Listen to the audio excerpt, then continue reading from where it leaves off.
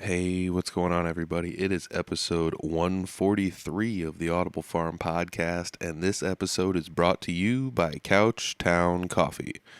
Couchtown Coffee is roasted right here in Iowa, and one of my favorite things about it is the fact that they will roast you coffee specifically for your order. That means when you order coffee, they're roasting your coffee for you. They're not roasting giant batches of coffee and then shipping it out when people finally buy it. That means maximum freshness, and one of the other cool things about Couchtown Coffee is that the roaster there is a musician himself.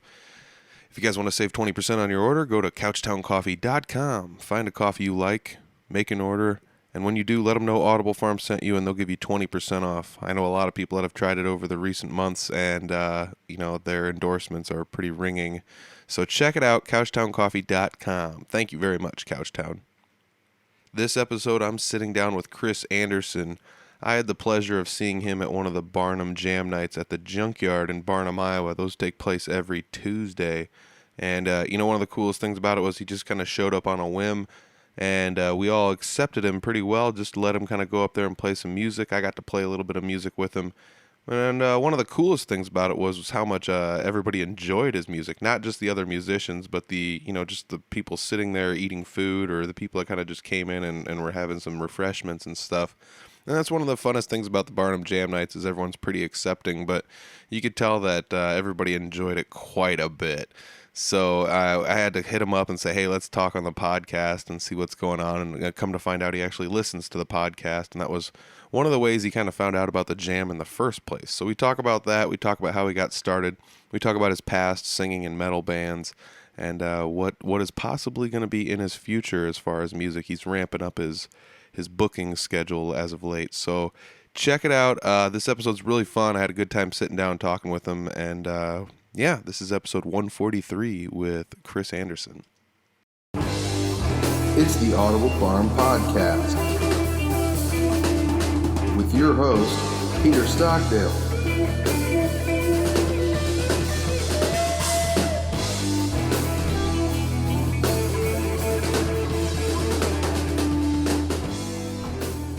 Yeah, so I know that's what was nice about going up there is holy crap, I made a lot of connections, man. Oh yeah, it's going up there, and I like to put myself out there, man, and try and go to some of these open jams when I can and stuff like that, just to meet new people. And it's a little nerve-wracking when you drive an hour and a half and then hope you don't get kicked out of the place or something weird, Yeah. Or a bunch of weirdos that don't like new people rolling in. So that's the place for new people. We love it up there, I'll tell you what.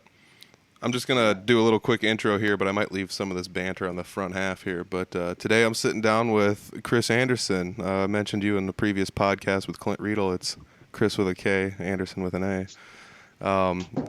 Dude, yeah, you stopped by a jam night up in Barnum. We you hit it off with pretty much everyone up there, and we were talking a little bit earlier how that's just a nice low-key jam night. Everyone just kind of hangs out, and I mean, it was one of those deals where when you took the floor and sang a few songs, you were like, I'll sing like 3 songs and then I'll get out of the way, and everyone was just like, no, keep going, dude. So I don't know, that was pretty cool. I mean, it's nice to feel welcome when you go into some places like that. Like I said, it's a little nerve-wracking, especially as a singer-songwriter. You always got to cover something, so you figure out some songs on your own that you can write and play, but you want to have some things in there in your pocket that'll kind of grab some attention and hopefully make some friends. Yeah, no kidding. And that is the place to make friends, honestly. I've recommended a lot of singer-songwriters swing up to that jam night if you're looking to bust into the northern Iowa music scene. I mean, there's like 4 or 5 guys up there that book a lot of shows, and they can, point you in the right direction, if nothing else. Yeah, I think one of the neatest things that I've seen was that is how open it was, and I honestly found that jam listening to this podcast because I had a few friends, like I told you before, that have been on here, and I'm a podcast freak, so anything music wise and crime or just learning, I listen to everything. So when I run out of stuff, I just search for something else, and when I can find a local, well, by God, that's what I'm going to choose. So when I heard about you guys talking about the jams and stuff like that up in this place, and like the first few times you didn't even mention the name. It was just the Barnum Jam. You know, I had no idea where, you know, now I know that there's like one place there. So, Yeah. but, so it took me a while to kind of creep on you guys to figure out where this was happening. It sounded like a good time. And I had a few of you on Facebook. And then when I finally found it, I'm like, I got to drive up there. Oh yeah. I got to there. It looks like fun. Yeah, I guess like sometimes I forget that not everybody knows that the Junkyard in Barnum is the place to be, you know. But like you said, you go up to Barnum and it's like 2 blocks by 5 blocks big. So there's only like so many places you can go there. I mean, you drive through and you're like, well, it's not at the fire station, it's not at the school, so it must be at this giant bar on Main Street, you know. Yeah, and the people were amazing, man. Dope. Love y'all. Oh, thanks. Appreciate it. Yeah, I mean, that was something. I hopped up and played a few songs with you, and then it was just kind of like, man, some of this stuff's a little bit more intricate than, you know, stuff I'm used to just playing on the fly. So after a while, I was like, I'm just going to let him do his thing. You know, maybe he's better at doing this by himself. I don't want to wreck what he's doing or anything. So I just kind of stood back and watched, and I think that was the right thing to do, honestly. You know, you killed it by yourself up there. It was one of those things where, you know, sometimes some songs are more, conducive to letting other people jam along with you, and some of them, you know, use slightly different chord changes. And I mean, we talked about it on previous podcasts. You know, some songs at the jam nights are just like, oh, here's 3 chords repeated over and over again for the most part. Some of them are like, the verse has one set of chords and the chorus has another set of chords, and that's pretty much it. But like, some of your songs are a little bit more intricate than that, even, you know. So I was just like, I'll stay out of the way and let him do his thing here. And I think it was the right call for everyone. Well, look, I think you guys did a great job, to be honest with you. I mean, I've jammed with a few guitar players over the years, and they're just kind of like that. It's just, you know, if you can fit in where you know, get in where you fit in, you know, is how it goes. So, yeah, I jammed with, you know, Matt a few times. He did a couple shows with me, and then on the recording and stuff like that. So, I mean, he's a world-class guitar player, you know, in my eyes. Oh, yeah. But like you and Owen, Owen's a beast, man. It was just, you know, you sit back and watch him, you know, you were watching me, I was watching him. I'm like, this is cool. So, yeah, I think you guys did great, man. I'd love to jam with you guys more. Absolutely. Well, I appreciate it. I really do, you know. And one of the coolest things about coming up there and playing was, you know, Nate from Bootleggers was there. And, you know, like some of us kind of just hang out outside here and there. We just prop the door open and listen from outside. And Nate kind of strolls up outside and he's like, who's this guy? I'm like, well, he drove up from Des Moines. And he's like, what? Does he play shows? And I'm like, I bet he does. Go in and ask him, you know? So like, I made sure to say like, hey, there's a guy here that books shows in Fort Dodge and he wants to know something about you. And then Clint, like 3 minutes later, was just like, dude, this is Nate from Bootleggers. you know, you should talk to him. And then I hear you guys got in touch and you got a show booked up here. I think you said it was the 24th of June, was it? 24th of June, yep. Nice. Yep. So anybody in the Northern Iowa area listening, Bootleggers is the place to check out Kris. So I'm stoked for that. Hopefully I don't have a gig booked. I don't have my calendar with me right now. Otherwise I would totally say yes or no now. Listen, we're all active musicians, man.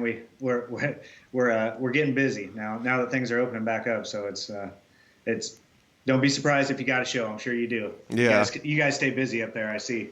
Yeah, I mean, there's a decent amount of places just in Fort Dodge to play, but even the smaller towns around the area, you know, there's a lot of places to play too. So, have you noticed that though? I saw that when you put your initial bookings out, you had like 4 or 5 dates booked, and you said you were looking for more, and then within like 2 days, it was like, well, now he's got like 15 dates booked or something like that, you know? Yeah. Well, to be honest with you, as far as my background, I was a metal guy, so I did the metal bands for years and stuff like that, and it took a lot. It took a lot for me to really be able to grab an acoustic guitar and play. And I was terrible at first. You know, I still have my days. You know, we all do. But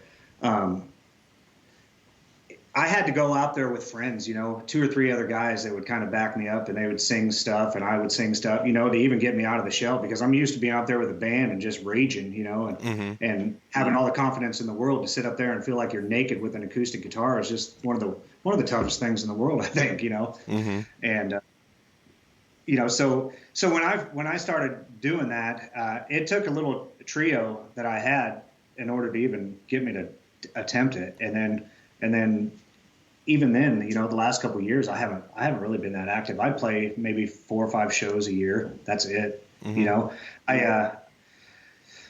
like we all do. We all deal with depression and shit like that, and that stuff just weighs heavy on you. And I get done with the show and I just eat myself alive, and and not take it in, and I'm looking at the wrong things, I think, and stuff like that. So I struggled with that for a long time, and once I've finally come out of my shell and hanging out with some friends and doing writers rounds and stuff like that, I'm like, man, let's just go have fun. Let's go have fun and make music.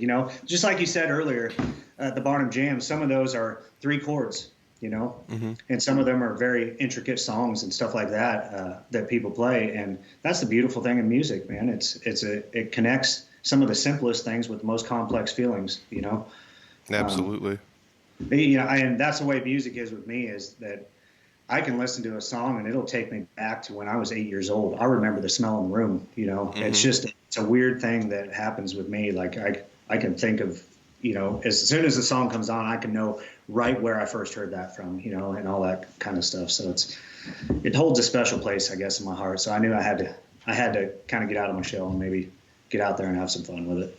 Well, stop being so critical, Yeah. I mean, it's comforting to know that other people have that feeling though, too. 'Cause I played in a punk band in high school and then just didn't play through most of my 20s. And then I joined another punk band in my late 20s and was like, all right, let's do this. And then I started playing, by myself in my basement, and I was like, I could probably do the acoustic solo thing. So I booked a show, and it's exactly like you said. When it was done, I was just like, that was garbage. I'm never going to do this again. Everybody hated it and stuff like that. I was just so down on myself. And the bartender at the place was just like, you don't seem happy about how you did. And I'm like, no, I don't. I'm like, I'm not happy about it. It was horrible. And he was like, dude, nobody else in here can do this. Like, you did awesome, And it's like, oh, I never really thought of it that way, to the layman, they're just like, this was killer. Somebody was in here playing music and I can't do any of that, and it's tough to get over that hump of, being super critical of yourself, I think. But, once you do, it's like, oh, this is actually something that's very beneficial,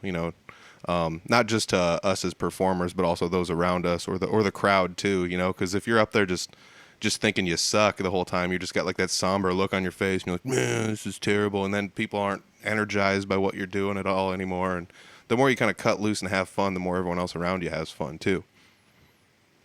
I agree. And, so punk, man, I like that. I like punk too, man. I like everything.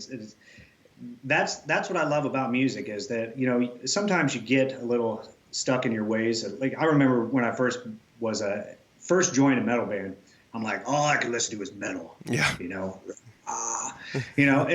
And don't get me wrong, I love metal. I love it to death, but there's days when I wake up and I'm happy, and there's days when I wake up I'm sad. I eat different foods all day, so I listen to different music all day, I listen to everything. There's nothing I can count out, they all have a story. So when I choose my songs, I don't care what genre it is. I don't care. I don't try and write in a box to figure out what I want to sound like or something like that. That's where I found that I created some of that depression, because I always had this vision in my head of where what I thought it should sound like and how it should sound and how I sound, and then you hear the feedback from it, or your very first recording, by God, and you kind of get slapped back a little bit, or it's not what you think, it's not what you hear in your head. So I don't know, I'm not sure where I was going with that, but it's just that's what I like about music and the different genres. So you can pick out here's where I was heading, is the lyrics. I like lyrics. I'm a big lyric guy. So I like to find the lyrics that will connect with me. If I can't connect with a song, how am I going to sell it to you? That's true. So, I try to pick things that, and don't get me wrong, I'll have my fun days, but I'm not playing Wagon Wheel, man. And there's nothing against Wagon Wheel whatsoever. That's just what everybody plays. So I just play there, and trust me, I played it 1,000 times. So I've had my share. It's just I like to pick things that are way outside of the box a little bit if I'm going to cover it, and pick on lyrics a little bit, and maybe even make it my own. Not 100% cover things, and it's interpretive. Mm-hmm. Yeah, I totally get what you're saying too. It's almost, I like to use analogies, but it's almost like you wouldn't make food for somebody that you wouldn't eat yourself. But Exactly. Sometimes when you're making food, you have this idea of what it's going to look like when you're done, or what it's going to taste like, and it might not look or taste like what you thought, but it still might taste good or whatever, or or you might not think it looks good, but somebody else might get it and they're like, this is amazing.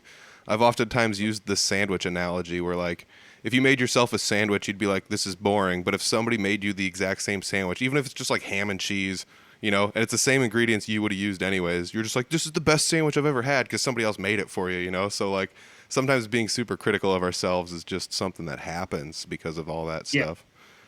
Yep. You know, I also, I also get it too, because, like, I'm not a good, I don't know. Oh, here I go with it. I'm not a great singer-songwriter. As a matter of fact, I've written very, very, very few songs, but I do like to play music, and I was always a big fan of, like, instrumental music. So I've written handfuls of, like, instrumental songs, but they're all, like, half finished because it's like, well, this isn't as good as Steve Vai, and it's like, well, obviously it's not going to be as good as Steve Vai, you know. But, like, I have, like, all these, like, half finished songs over here on my computer that's just like, nobody's ever going to hear these because they're garbage. But, like, you know, that's me being critical of me. Maybe somebody else might enjoy it, or at least have some criticism to help beef it up and make it sound better or something, you know? Yeah, and that's the thing about music is you can bounce it off somebody else's ears and it triggers a different emotion or a different thought or a different progression. You know, they're like, hey, we should head this way instead of going that way, you know, and then you're like, oh, wait a minute. And that's what's kind of nice about what I have, because I got another songwriter singer in my house, and sometimes I'll just throw it off at him. I'm like, hey, where do you see this heading, or, you know, and stuff like that. So, you know, but we're all basically a big ball of duct tape turned inside out, right? We're just rolling down the alley of life and just slowly picking up things as we're going. So we're, you know, it's hard to find authenticity, I think, in music in general because of everything's been done. So showing the passion, putting the passion out there, you know, owning what it is you're doing and putting that passion in there is what's really going to sell that song and that performance. You know, they're all not going to be the same, you know. Yeah.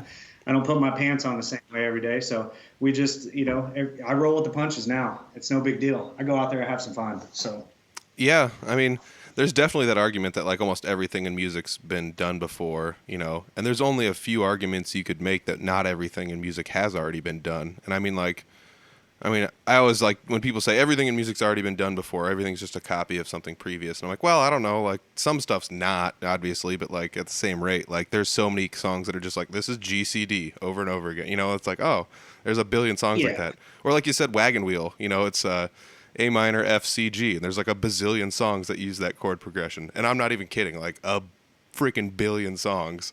But it's all based right. on, like, the lyrics around them and what kind of sprinkles you add on top to make it sound the way you want it to sound, you know.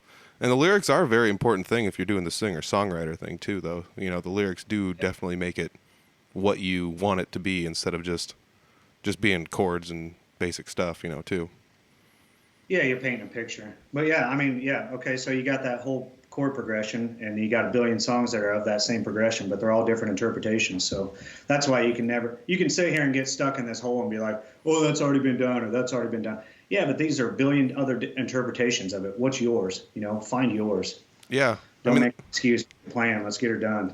Yeah, that's like if you were a good chef and you're not going to open a pizza restaurant because everyone else has already made a pizza, you know? Like, yeah, you know. It's just nonsense, you know? Yeah, I mean, that's a great, I mean, here I am with the food analogies. Maybe I'm hungry. I don't know. That's what it is. So before you were doing the singer-songwriter thing, you were talking about being in a metal band. Was it Reality's Flaw was the one that you sent me some music to over Messenger earlier?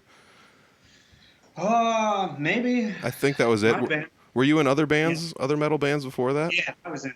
Yeah, I was in a band. I was in like 5 or 6 other bands. I did. My first band was called Hate Agenda, and then went into Reality's Flaw. Hate Agenda only lasted like a year, maybe. Mm-hmm. We were teenagers. Yeah. And then Reality's Flaw did that for a long time. Actually, kind of did some little bit of touring and stuff like that.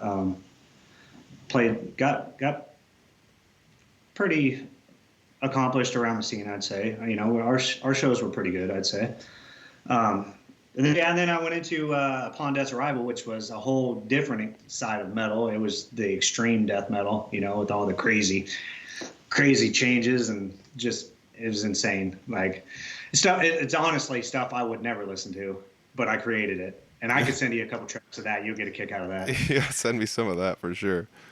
Well, So I how did will. And then Heroes End was kind of another band that I did, and it was kind of a punk, or it had a little punk, metal kind of hardcore all spin into one band kind of thing and stuff like that. And then did a couple cover bands, and then did this trio, and then here I am now. You know, it's kind of crazy. I do love how there's like a lot of musicians who do take this like winding road to get to where they're going. You know, like I said, I played punk music growing up, and then after that, I played in a metal band for a while, and then I played some blues, and now I'm like predominantly playing like country music. I'm even like assisting a folk singer tonight, you know, as of the day we're recording this. So it's just one of those things, you know, it's not always a straight path to get to go and where you want to go. And I also kind of felt like metal musicians are some of the best and maybe some of the worst at supporting other types of music, you know, and that's nothing to say metal, you know, people who like metal are the best or worst music lovers. But, you know, I always went to a lot of different metal shows and stuff like that, and you'd see them wearing all sorts of different types of T-shirts. And as some of me and my peers that were in the metal scene get older, you start to find that like some of them are just like, dude, this old bluegrass stuff rips, you know, or whatever. And it's like, wait, what? Like, how did you get into bluegrass when like all you listened to beforehand was Megadeth, you know, or whatever? You're the world's biggest Children of Bodom fan. Bluegrass is country metal, man. It's straight up is. Bluegrass is 100% country metal. That stuff gets so. I mean, you listen to Billy Strings or something like that. They're wild, man. They're cool stuff. But yeah. I think the craziest part about the bluegrass guys is they're doing the shredding with like no distortion to cover up the mistakes. Yes. You know? Yes. It's like 100% clean, and you're like, I can hear all the notes, and if they were to make one tiny mistake, I'd be able to pick it out in a heartbeat, but there's none of them, you know? Right. So, yeah, I don't know. I always thought that like metal fans were always pretty okay with other styles of music. They just like, I don't know, a lot of them really just prefer, you know, enjoying talented musicians, I guess would be like the one caveat. But there's also like, it's a weird thing in the metal scene where some people are just like, I'm into doom metal and death metal sucks, or I like thrash metal and hardcore is terrible. You know, there's also some of like those guys in the metal scene though too. And I'm sure that's in every scene, but that's the other thing about the metal scene is it's from the outside looking in, everything's Metallica or everything is Slipknot. But like from the inside looking out, it's like, no, there's 400 genres in metal and we're all different, you know? And yeah, no kidding. Yeah. So there's definitely a bunch of that. That's what was difficult as well, because man, you go out and you play a metal show, holy crap, you're thrashing for 45 minutes or whatever, and you get done with that and you've like left everything out there that you have, and then you're raging with a bunch of your buddies that you just met. I mean, I played up in Fort Dodge quite a bit, man. I think I told you this at that jam night that I ended up seeing Brutal Republic practice at this big building. I'm not even sure. There's like a couple other bands practicing there. From Citizen to Soldier was one of them, but Infidus was another one that was up there. But anyway, so I saw them so many years ago, and to see that, and then after listening to the podcast and seeing the jam nights and realizing that, oh my God, that dude's still at it, man. He's still got the same band. That's cool, man. He was killer. I saw him. He come down to Hull Avenue too and played a show down there. Yeah. But Jeremy, right? Yeah, Jeremy Ober. You know, the crazy part about going down to Hull was when Jason Boggs found out I was from, everyone's like, where are you from? And I'm like, Humboldt. It's north of Fort Dodge. It's the best way you can describe it. Otherwise, you're just like, tiny town, never heard of it. But I'm like, I'm from north of Fort Dodge. And he's like, you ever heard of Jeremy Ober? He's killer. And I was just like, yep, I have, you know.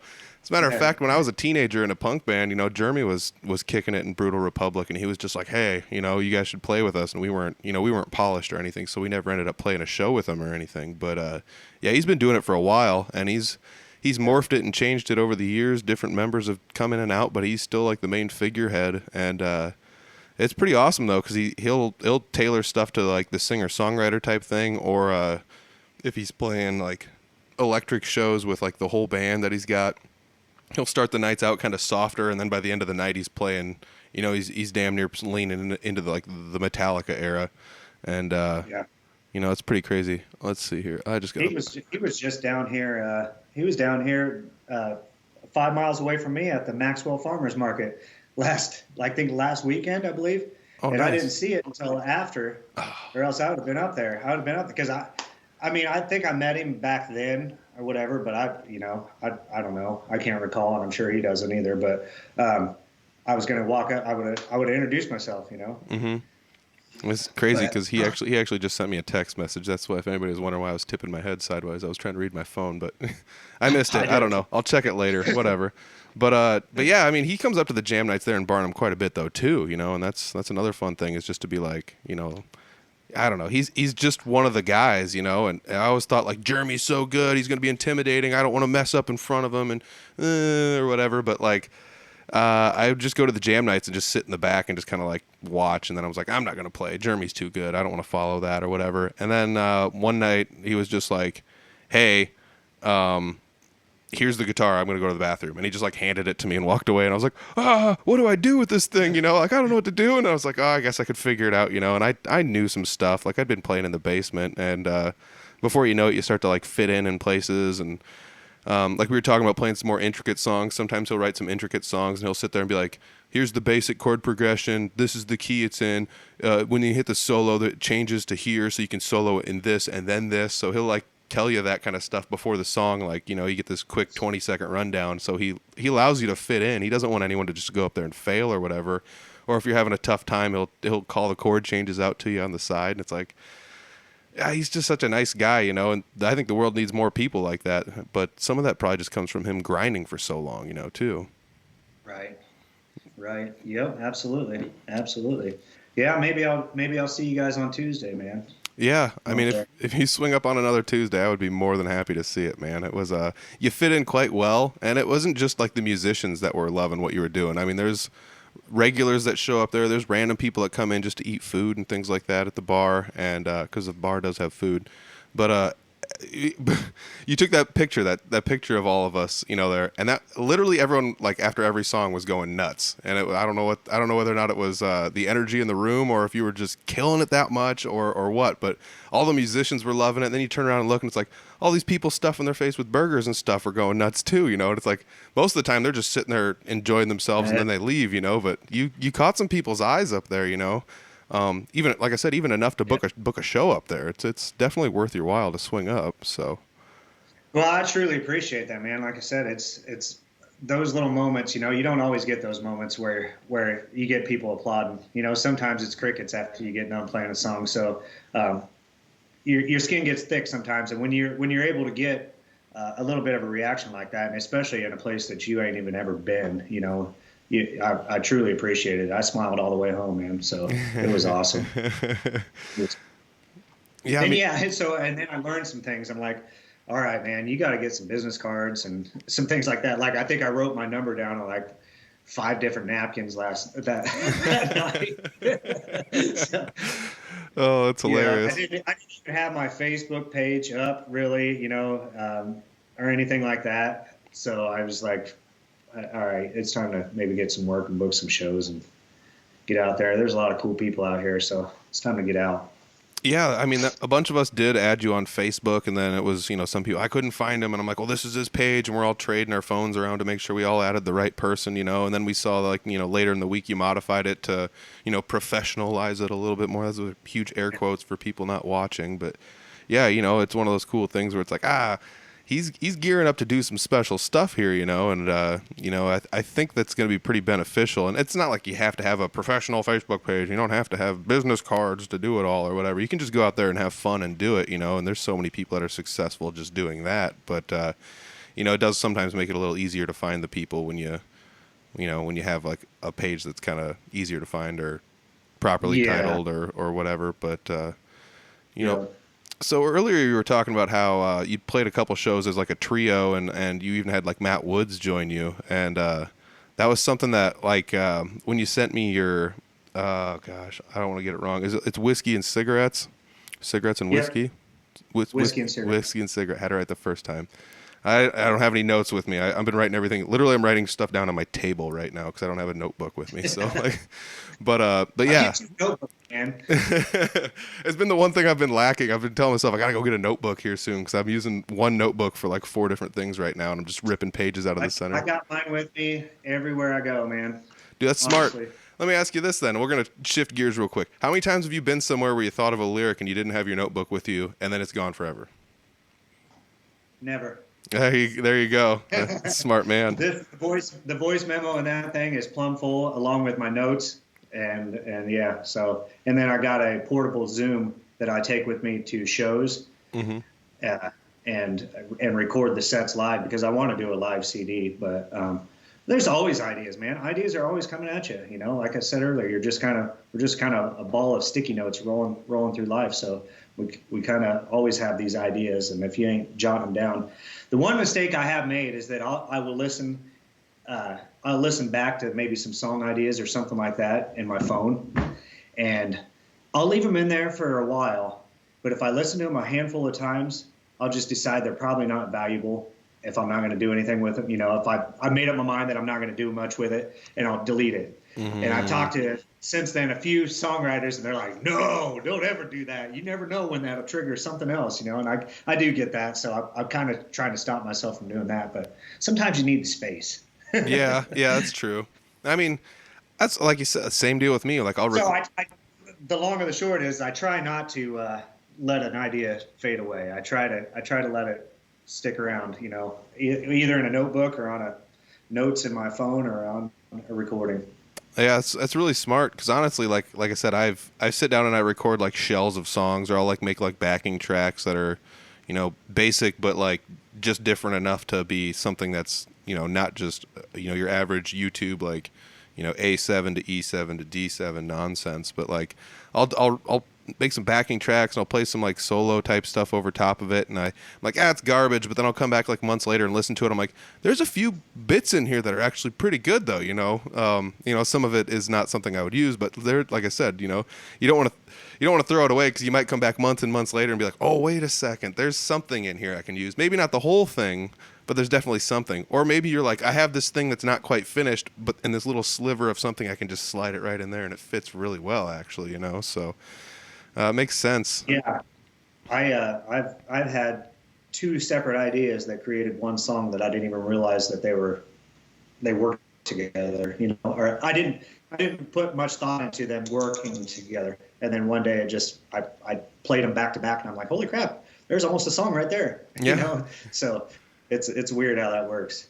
Let me ask you something. So when you play a lot with a lot of people, yeah, are you getting their sets? Are you just improvising a lot of it, or is it just over time that you kind of like when you go to play, especially sitting in with Jesse and stuff like that? I'm sure by now you probably got a lot of his set down. Yeah. But how do you practice? I mean, how much are you practicing? Oof. I guess. Yeah. Okay. Calling me out here.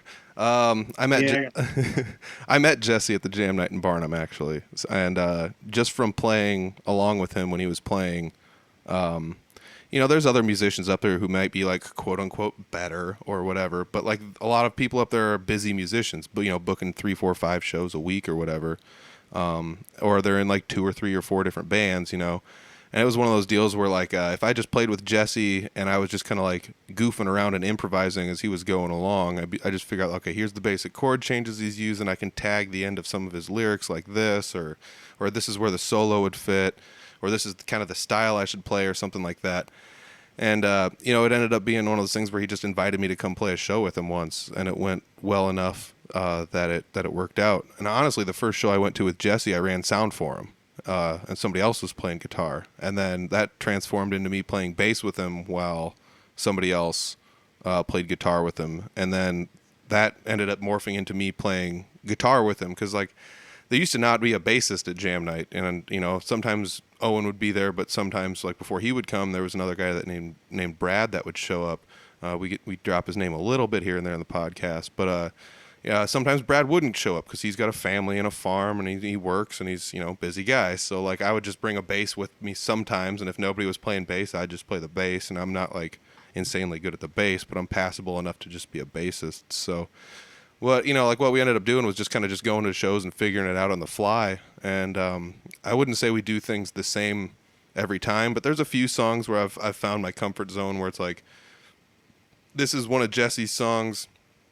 and I prefer to do this to it, so I don't, this is the tag I add to like the opening part of the song because it's basic and simple and it fits in really well or something, So there's a few things like that I've figured out where he and I have, figured out how some songs go in their basic structure. But sometimes we just go on the fly. Sometimes we'll be playing a place and it's just like hit a solo before the first chorus even. And it's like, all right, sure, you just start soloing away, and then some songs have only space for one solo, but sometimes we'll solo 3 times in it or whatever, or sometimes the outro turns into a whole nother solo jam session or something like that or whatever. It just kind of depends on who's there and what's going on. And now Owen started playing with us live too, so it's kind of fun because it's just like I can turn over and be like, Owen, solo, and he's just like, no, and I'm like do it, because he's crazy good at bass. So dude, he kills it, man. He kills it. He's wild. And a good bass player that makes a world of difference in music, man. Yeah. I actually played bass for a little while, and I'm not a bass player whatsoever. But the funny thing is, I played it in a band called Pain Face for a while. Played some shows at Woolies and stuff like that. Mm-hmm. But it was a metal band. Yeah. But it's not my gig, man. I played it for a while, and I'm like, I just don't know. I'm not feeling it. It's not my thing. I'm not very good at it, man. And especially when you see somebody like Owen that just rips it, you're like, yes.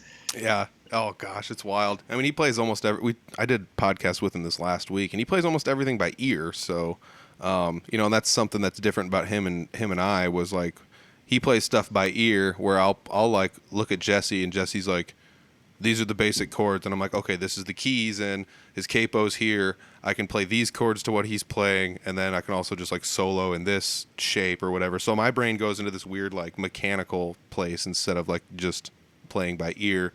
And that's like the difference me and Owen found out was like, if you put the capo on 4, all of a sudden you're in, like G sharp, is the key or something, and he's just like, wait, what key are we in right now? And it's just like, oh, this is the key if you're in minor or whatever, and it's like, the relative major would be, B or whatever. So like you have to like sit there and do some of those kind of things, and then Owen then he grasps it and he just goes to town. But a lot of what I figured out as far as like playing with other musicians was literally at jam nights. I played at the Barnum Jam. There used to be a jam night in Fort Dodge that Jeremy ran at the place called Patty's Pub, and I did well enough at the Barnum Jams where he invited me to go to the Patty's Pub Jam and play there a few times. So I played at the Patty's Pub Jam, a few times, and then even then it was just like that was always packed full of like the best musicians and like people that weren't in bands and just played in their basements that were just like, this guy's a killer. How come he's not in a band? It's like, well, he just doesn't want to be in one, But these people had so much talent, and those were ones where if I wasn't like a host musician, I would just sit in the back and just wait my turn. And then I was always nervous, going to those too, because it was like, hopefully nobody calls me out or whatever, and I don't want to have to go up there and play some crazy songs where I don't know how to play them or whatever. But that was when I was first kind of starting out. But, and I think that's something else too, is getting over that stage of like first starting out and busting down all those barriers and getting out of your comfort zone and playing with other people, and did you start out playing metal music then? Is that what you started with, or did you start out you just started out straight away with metal music?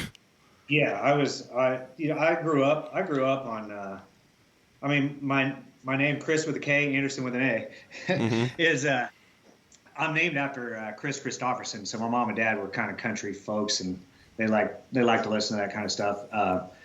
And so I grew up on kind of 80s, 90s country, and when I hit my angry teenage years, I found Pantera, man. Oh yeah. Found Pantera, and yeah, so I jumped in and I was just running vocals. I just did vocals for those bands, and I hadn't touched a guitar. I don't know. I was probably 30 years old before I grabbed a guitar. Oh, really? Yeah. Well, that's crazy. Yeah. So you did vocals for all those bands for the most part, but you did say you played bass with was it Pain Face you played bass with? Yeah.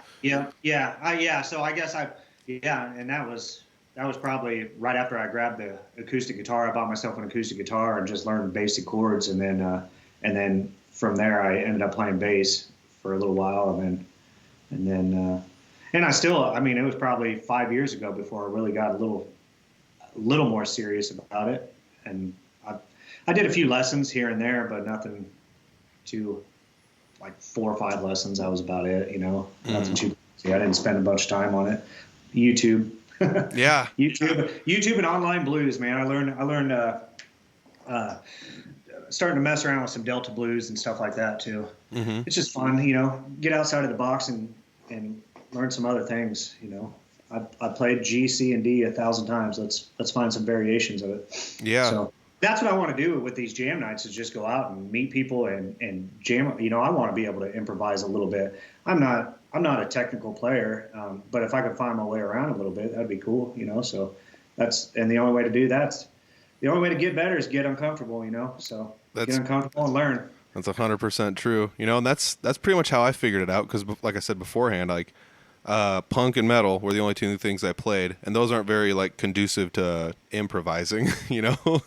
And then I started playing more blues and stuff like that, and I played a few blues shows and stuff with like a band I had started, but we didn't play too many shows or whatever. But you know, that's a little bit more conducive to you know, just open-ended soloing, whatever you want to do, where it's like, all right, we're gonna play this ZZ Top song. This is how like the main parts go, and when we hit the solo section, you take a round and I'll take a round, and then we go back to the verse or whatever, you know. So it's like, how do you want me to solo? I don't care. Just do whatever you want. Make it up on the fly for all like, you know. So like, that's kind of how I started like learning how to do solos and stuff, and that's, you know, how most of my soloing style leans pretty hard into the blues still. But like, I'm starting to slowly figure out what I can do as far as, you know, things that might fit a little bit better with country style stuff, or you know, playing in a major key as opposed to a minor key, you know, to kind of make it sound a little happier or sadder, depending on what the song, you know, what fits the song better and things like that. But I don't know. It's just, I feel like if you ever want to, you know, when you're up at jam night, just swing up there and play. I mean, we've had people from beginners to absolute professionals. I mean, we've had people that are first starting out that barely know how to pick a key out unless you tell them, play solos up there. And we've had guys that have went to the University of Berkeley, like the place where Steve Vai went to school, like come in there and play too. So it's a wide variety of people, and nobody ever looks down their nose at anybody. It's always everybody's just loves what everyone else does, because I can tell. Yeah, and it's not, and I'm not trying to crap on other, you know, areas, but it's not like that everywhere, you know. No, it's not. I know that would be nice, you know, if you had that everywhere. I mean, that camaraderie alone brings a lot more attention, and then brings a lot more people to just shows in general. Yeah, you know, it's not just about an individual; it's about the scene. You know, when you have these open jams, it's all about the scene, man. It's not about Peter Stockdale or Owen or Kris. You know, it's about the whole scene that's up there, and everybody uniting and getting in a room and making some noise, and making damn good noise. You know. Yeah. I mean, that's even what Owen said last week on the podcast was, you know, it's like 90% of the time it's really good music. And that's like, it's pretty wild to say that, because a lot of us are just up there on the fly, kind of going through stuff, you know. And you know, like I said, when you were up there, me and Owen played a few songs with you, and I mean, we didn't wreck anything, but it was just kind of like, I don't know if we're adding the right stuff to this or whatever. So we'll let him play some solo stuff, but it's like also, you know, we were just kind of on the fly trying to guess through what you were doing. So, and you know, that's probably my favorite part about jam nights too, though, is you get all these different people with their different styles. And somebody once told me, you know, even if what I'm playing isn't as good or whatever as, let's say, the Jeremy Ober out there playing or something, he's not playing what I'm playing either. So, you know, it is what it is. You know, everybody has their own style that's unique to them, and it's conducive to, you know, what makes us all individuals, with or without an instrument in our hands. Exactly. I mean, Bohemian Rhapsody is a great song, right? There's a lot of layers to it. And then sometimes you can get just Freddie Mercury just singing a cappella, you know, and it's one of the greatest things on earth, you know? So it's just like, that's the great thing about music, is you could do, and it's going to shine. It's going to shine. Yeah, definitely. Yeah. And that's just, I don't know. When I grew up, I was kind of like you, where like I liked metal so much, and then I was just kind of like, metal's the best. It's got to be metal. And then like the more I started playing other styles and branching out and going different places, I realized there's nuances to every style of music, and everybody plays different kinds of music, and playing along with it isn't always easy, even if you can play flashy and a whole bunch of notes, or like if you can sweep pick or something like that. It doesn't fit into folk music, you know. So you got to start to figure out like what fits where, and And, Owen and I talked last week on the podcast, even though like country isn't our favorite style, playing with Jesse has become really, really fun for us because we just really enjoy playing it, and I don't know why, but now I'm starting to find myself like listening to like Tyler Childress on the side, and it's like, don't tell anybody I said that. No, seriously though, it's pretty funny though, because it's like I'm starting to find myself becoming more of a fan of different varieties of music, and the more music I listen to, the more I realize like I haven't even begun to like peel the outer layer of this onion of music off yet. There's so much more that I haven't even like seen or heard or even heard of, and I mean that goes as far as like the musicians just right here in Iowa. I mean, Exactly. honestly, that's what made it so cool for you to show up there at Barnum. Was it's just like, this guy's coming up from Des Moines, like what's he doing, and then he comes up and it's like, this guy's killer, and I would have never heard of you or seen you before had it not been for that, and I mean we talked about it earlier. I'm surprised our paths didn't cross in the past though, with you and the They probably have, yeah you never know, they probably have. yeah So, the drummer especially with some of the scenes, Yeah, like the drummer in my punk band was in Dark Mirror for like 10 years, and I'm sure being from the Des Moines scene, you've heard of Dark Mirror and maybe played a show with them once or twice, so it's one of those things where it's like, I bet our paths have at least come close to crossing, or maybe some of my metal buddies that listen to the podcast will be like, yeah, I know who Kris is, they might know who you are. And that's the other thing was like, that's how you found out about some of the things, or even my podcast in general, is because I had Cody Benton on, and you knew him from the metal scene. So it's like, it's so Cody, weird how it overlaps and connects like that. Cody lived near me, and I actually worked with him for a little bit. And we were in different trades, but we were on the same job site or whatever. And so that's how we ended up kind of talking. And then I'd run into him. I swear it was like every other day at like Hy-Vee or the gas station up by my house. I was living in Altoona at the time, and yeah, it was funny. It was so weird. Like I told him, you're like my best friend that I don't even know. I run into you. I mean, we know each other, but so yeah. But yeah, he's a good dude, man. Good band. Good guys. Yeah. And that is another funny thing though. Like once you realize who somebody is and you acquaintance yourself with them, then you start to like see them everywhere, as opposed to like, right. you might just like pass each other 1,000 times a day and not even know it until like you start to like, oh, this is this person's name and this is the stuff they like, and now we're buddies, and now I see, like you said, I see him at the gas station and I see him at whatever. So it's like, that is pretty crazy. That's also one of the things that I miss about the metal scene a little bit too, is that like, back then we were booking shows with like 3 other bands or 2 other bands or something like that at Harry Mary's or something, and making a night of it with, 2 other acts, and to where now you're just booking solo things by yourself for like 3 hours. And I'm like, I would love to bring back and just get like 3 artists on a bill and, figure out some way to do that. It would be sweet. So if anybody's listening that can figure that out with me, that's rocking, man. Or start our own Highwaymen where we have like 4 artists up there that just jam through songs and write together. You know what I mean? Oh my gosh. Yeah, I love it. I would love that so much. I think that would be more entertaining than just watching Kris Anderson for 3 hours, man. I know you and Jesse had talked about it a little bit, but that's something Jesse's trying to do where, he's figured out that like, if almost everybody that plays 3 or 4 hours has to take a break. Not everyone does, I get it, but like some people, it's like, I'm going to take a 20-minute break. But while you're taking that 20-minute break, you plug your phone in, you play some phone music or whatever, and then it's like, yeah, that's cool or whatever. But sometimes it's enough of a distraction where people are just like going to get up and leave or something. But like something Jesse's been doing is he'll find somebody else that's in the crowd or whatever and be like, what are you doing? Like, you want to come up and play the instruments and do something here? So he'll let people that are in the crowd that are musicians come up and play during intermission and give them a place to do what they're doing, and that's something that he's trying to do a little bit of. Or he'll book like a 4-hour show and sacrifice the first hour and pay out another musician to play for the first hour, I love it, man. That's awesome. I know he invited me to the Brick and Ivy show with you guys, and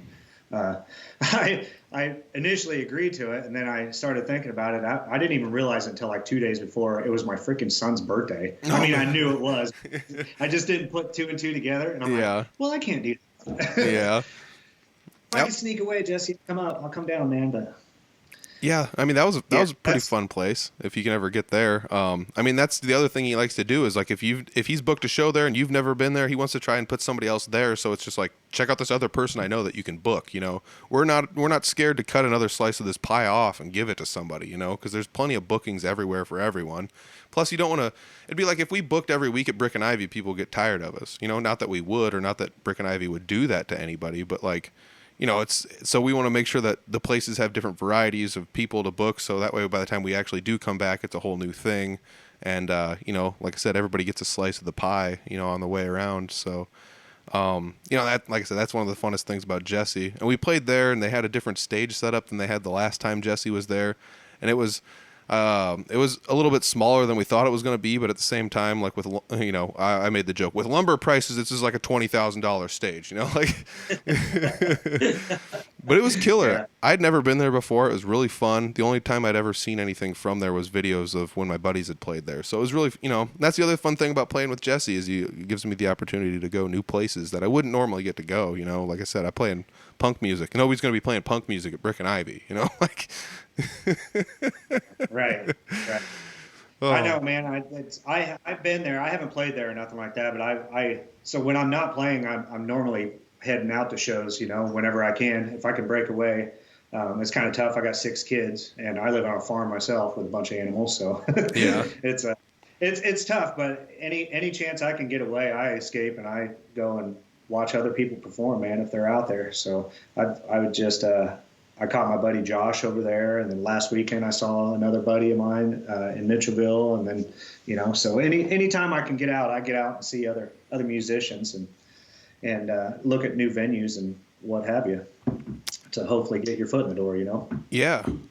You know, and that's the other thing is like buddying up with people to play music too. Like we said on your EP, we're going to swing back to this because we're getting close to, I have to let you go here for not too long because you're playing a show tonight too, as of the night we're recording this. So, I mean, this will come out next Thursday, but yeah, so your EP, there's somebody playing solos on top of things. And I remember you telling me you like don't particularly play too many solos here or there. And I was like, oh. I wonder who's doing the solos on this because they're pretty killer. And then you said something like, "Oh, Matt Woods is playing the solo on this," and I was just like, "No way!" Like, because Matt Woods is one of my favorites, you know. Not just as I made up something last night that I haven't said anywhere, and I'll say it right here because I think it's funny. I think Matt Woods is the triple threat of Iowa. He's a great guitar player. He's a great guy, and he's probably got the best guitar faces in Iowa. Yeah. See, Matt's another one, man. He actually lived right around the corner from me, and I drove by his house all the time, and I was friends with him on Facebook, but I didn't personally know him. And then he like posted a picture of his house, and I'm like, holy crap, dude, you live like a half a mile away from me, like right around the corner. He's like, oh yeah? I said, yeah. I said, let me know if you ever need any hands or anything like that. And he was dealing with hogs. He was like, as a matter of fact, help me wrangle up my hogs tomorrow if you can. I'm like, see you there, buddy. Nice. Well, it was like one of the first times I met him when I'm helping him wrangle up his hogs. That's awesome. Ended up buying one and whatever, but yeah. So yeah, it's a small world, you know. But yeah, Matt's great. Matt played a couple of them, and then the producer of it played on some. He actually hired out a couple of hired guns to play a couple other. I think it's been a couple of years now since I've released that thing, so. It's a little foggy, but we have a harp player on there, I believe, and the last track has my son on it, and him and I co-wrote, I think, 2 of the songs that are on that album. But nice. So yeah, that was 2018 or 2019's. I think the album was released. Yeah, so it's only a few years old. Yeah. You got plans to put another EP out there in the future? Yes, I'm hard at work now. I am just writing constantly, you know, and I've got probably 30, 40 songs now, and then I'm still continuing to write, but I'm going to weed them out, you know. I'm going to play some live and see what feels good and just kind of keep working on things. And I'm hoping to do a live album maybe or release something as far as a live EP in the fall, and then actually studio stuff early next year is the plan. So awesome. But constantly, I've got a program here, so I'm just constantly kind of plug things in and just kind of weed things out as I'm going. So it's awesome. If anybody's wondering, that EP once again was called Whiskey and Cigarettes. It's available on Bandcamp. I will put a link to it down below in the description section, as well as a link to pretty much any social media that Kris sends my way. So if you got anything, I don't want to take up too much more of your time because, like I said, I know you gotta take off here in like 10 minutes to go to a show. So if you got anything you want to send me, just feel free to send it on over, and we can be in touch about more of the details. Because, like I said, this won't come out until Thursday. So, Yep. Is there anything we didn't talk about on this podcast that you particularly wanted to touch on? Shoot. Man, I got a ton of shows coming up. I'm not going to list them all, but go onto the Facebook page that you post a link to and check those out. But I'm looking to book more, and if there's anybody out there that wants to book a couple nights with me, man, let's do it. Let's do this thing. Oh, that'd be so cool. I'm ready to be active. And so I'll see you probably Tuesday at the Open Jam. Nice. And I'm gonna hit up as many of those things as I can, man. Just get out there. It's time to get active. Yeah. Make a plan, not make excuses. That's true. Yep. Oh, man. I love it. It's a positive attitude to have, and it's the right attitude to have. So if anybody's looking for the EP, check it out down below. It's in the description. If you want to see the events, they're on Kris's Facebook page. I believe you posted a couple graphics for that. Otherwise, I'm sure you're going to be doing the whole Facebook event creation thing there, too, making events for that or whatever, sharing those. Yep.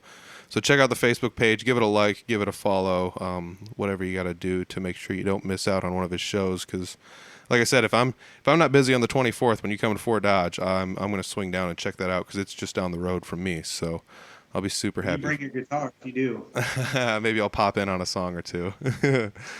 Oh, I love it. Listen, the one thing I do want to say though is keep at this thing, man. It's cool. I love listening to it. I love hearing what other people have to say. There's a lot of information that you get just off your own neighbors, man, and it's just cool to hear what everybody has a good story, and it's cool. So I appreciate you doing it, and I appreciate you having me on here, and keep plugging it, man. Keep doing it. I love it. Oh yeah, man. Thank you for joining me though too, because like I said, this is like our third time booking a date to do this, and and we finally got it done. But it's crazy that we both have like a hard out. Like I got to leave, in a half an hour, and you got to leave in like 5 minutes to go to your show. So like, it's one of those things where it's like we squeezed it in when we could, and it's as pretty close to an hour as we could get. So dude, thank you so much for sitting down talking with me. Once again, all the links for Kris Anderson are down below. Check them out. Thanks, Kris. Appreciate you, brother. Yep.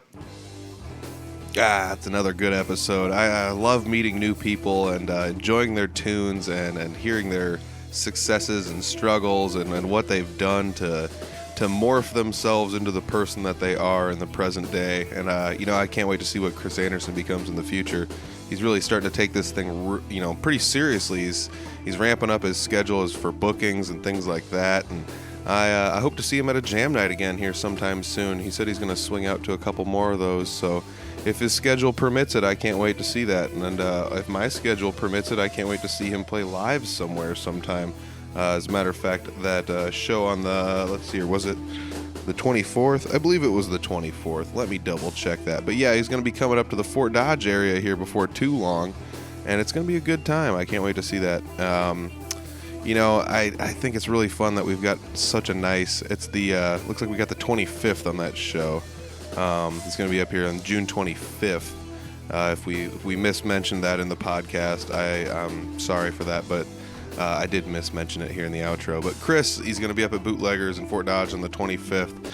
Hopefully, I don't know, I guess I still haven't checked my booking schedule to see what's going on. But yeah, the fun part about this episode was we kind of booked this one last second. We kind of struggled to get a date down that we could both work out. And then this one we were like, well, I got a show tonight, you got a show tonight, we both got to leave at this time. Let's start about an hour early and let's see if we can squeeze one in here. So this one's just under an hour on the interview's length, but it is what it is. It can't all be over an hour and they can't all be perfect, but this one's really close to an hour, and I had a great time sitting down talking with him, and I can't wait to sit down and talk with him again, hopefully at one of those jam nights or maybe at his show.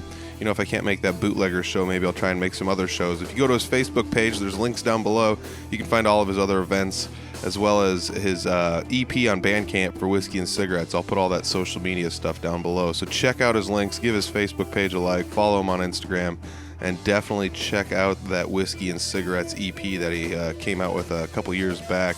I know he's working on a new one, so I can't wait to hear that when that comes out as well. You know, it's really good. It's kind of fun to hear that he actually, you know, on that Whiskey and Cigarettes EP, he actually teamed up with a couple different guitarists and musicians around the area to beef that album up, and it's fantastic. It's honestly really, really good. So if you guys are into that kind of stuff, it's genre bending. It's you know, it's a little bit of I don't know what you would want to call it, like that old school kind of blues with a little bit of maybe new school flavors thrown in there. There's the kind of tiny hints of like metal maybe in there, but it's predominantly somewhere in like the maybe country-ish area, but it's not like you can't put your finger quite on it 100%. And that's one of the things I think I enjoy about the album so much is it's like I said, it's genre bending, and that's, you know, that's also one of my favorite things about a lot of the singer-songwriters. They don't usually just stick to one thing and go with it. So you know, hats off to Kris for doing that. I can't wait to see him out and about again.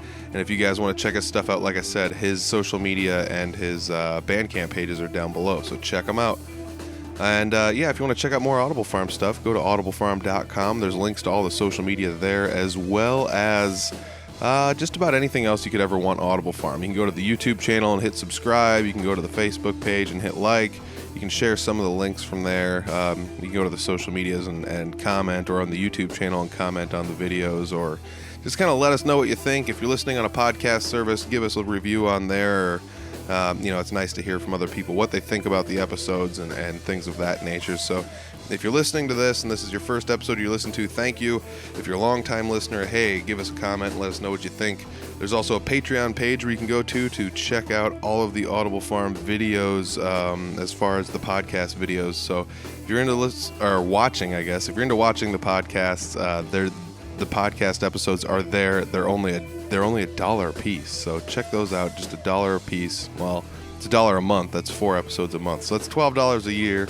You get roughly 50 plus episodes on video of Audible Farm, so that's not too much. That's one of the only ways we make money here.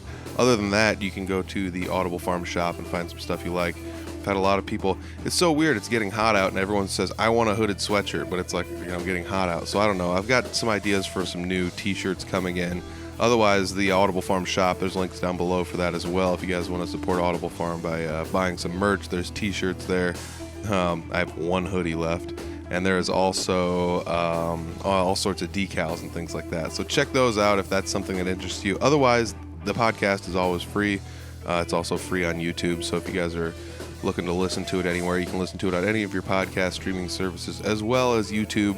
And like I said, it's going to be free there probably forever. So check it out. Thank you guys very much for listening. I really appreciate the support week in and week out. And I will check you guys next week. Peace.